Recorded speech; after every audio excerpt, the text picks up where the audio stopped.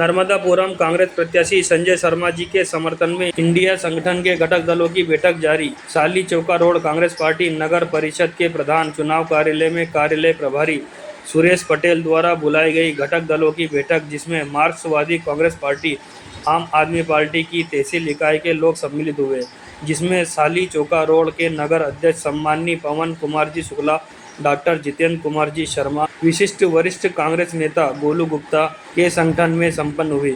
आज India news 24 से संवाद ब्यूरो राजेंद्र श्रीवास्तव। आने के लिए 272 सीटें चाहिए।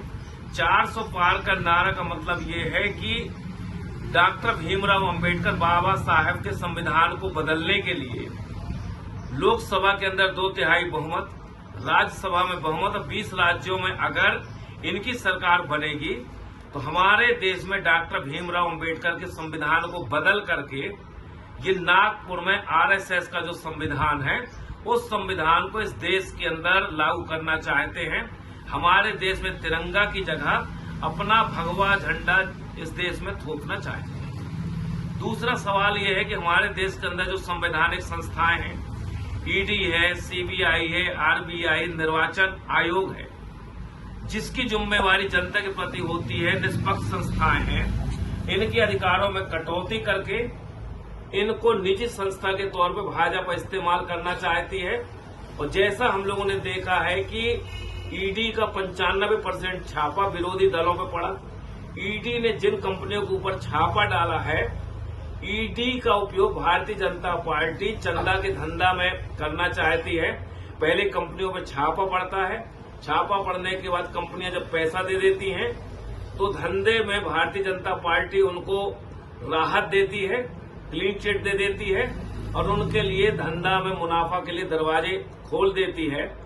और सबसे शर्मनाक बात यह है कि भारतीय जनता पार्टी एक तरफ गाय के नाम पर राजनीति करती है, दूसरी तरफ गाय के मांस का निर्यात करने वाली जो कंपनियां हैं उन कंपनियों से 250 करोड़ रुपया भारतीय जनता पार्टी ने चंदा लिया। पुलवामा के नाम पर ने वोट मांगा, पाकिस्तान की कंपनी से चुनाव के बाद इलेक्ट्रो बॉन्ड के नाम पर ने चंदा लिया। हमारे देश में 42 लाख लोग कोरोना काल में मरे हैं। कोरोना की वैक्सीन बनाने वाली कंपनी से 55 करोड़ रुपये ने चंदा लिया। और आज वैक्सीन का जो असर देखने को मिल रहा है कि 25, 30 साल, 40 साल के नौजवान आज सबसे ज्यादा हार्ट अटैक से उनकी मौतें हो रही हैं। तो मौतों का धंधा करने वाली कंपनियों से भी ये भारतीय जनता पार्टी चंदा ले रही है। और इससे भी ज्यादा शर्मनाक बात यह है कि इस देश के अंदर जो सटोरिया है, हमारे देश के अंदर जो भू माफिया है, इस देश के अंदर शराब के जो कारोबारी हैं, उनसे भी इसने चंदा लिया। तो ये Bharatiya Janata party erectile bond के नाम पर सबसे ज्यादा कंपनियों से चंदा लेके क्लीन चिट दे दिया। और ये जो केजरीवाल की जो बात कर रहे हैं, ये केजरीवाल शरद चंद्र रेड्डी नाम का जो व्यक्ति है, जिसमें पहला छापा पड़ा 5 करोड़ चंदा लिया, दूसरे छापा 25 करोड़ चंदा लिया और आखिरी में कहा कि भारतीय जनता पार्टी ने, ईडी ने कहा कि तुम केजरीवाल का नाम ले लो। केजरीवाल का नाम लेने के बाद आज केजरीवाल जेल के अंदर है। और यही भारतीय जनता पार्टी ने शरद चंद्र रेड्डी से 55 करोड़ का चंदा लिया। तो 400 पार का जो नारा है उसकी सच्चाई ये है। दूसरा, मोदी की गारंटी 2014 में, 2019 में मोदी चुनाव लड़े गारंटी के नाम पे। और मोदी किस गारंटी की बात करते हैं? इनने 7 वचन दिया होगा अपनी पत्नी को, तो क्या 7 वचन का नरेंद्र मोदी ने पालन किया? नहीं किया।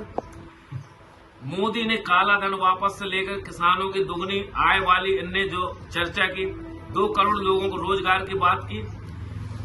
जब 10 साल में भारतीय जनता पार्टी पूरी तरीके से असफल रही।